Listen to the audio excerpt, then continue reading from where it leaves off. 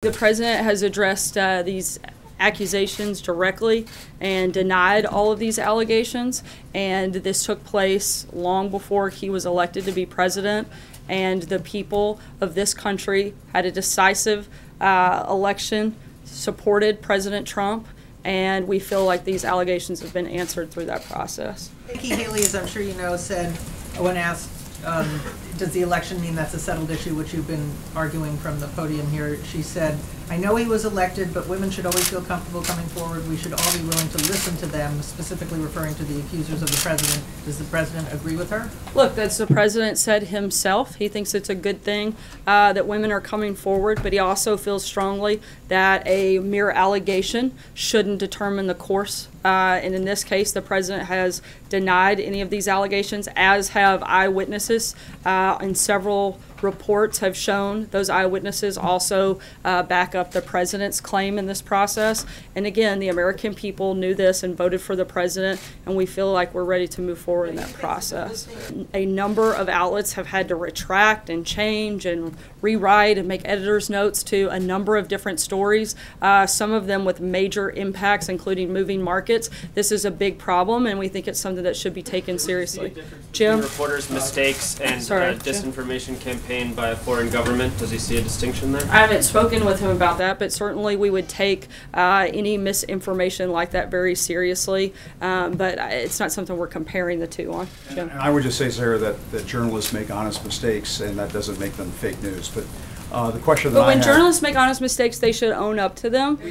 Sometimes, and a lot of times you don't. But there's a difference. There's a very big. I'm sorry, I'm not finished. There's a very big difference between making honest mistakes and purposefully misleading the American people, something that happens regularly. You can't say, I'm not done. You cannot say,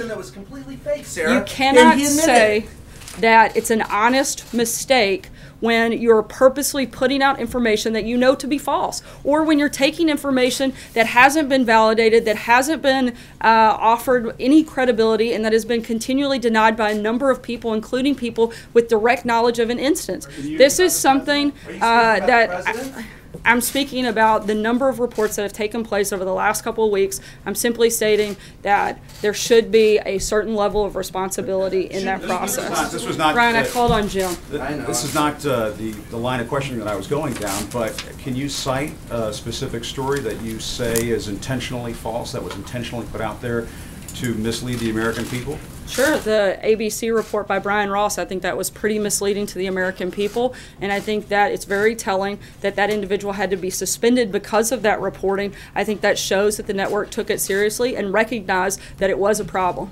Sarah, Jim? if I may, though, I was going to ask a question about something else. Well, you used it on something else. Sarah, Jim? if I may, Sarah, not today. We're going to keep moving, guys. If I can ask about the president's accusations. I'm moving to a different Jim. I'm sorry. I know, but I didn't get a chance to ask the question that I wanted to ask, which is, Jim, can you just say once and for all whether these Jim, I'm going to say once and for all that I'm moving on to Jim Stinson, and I'm not taking another question from you at this point.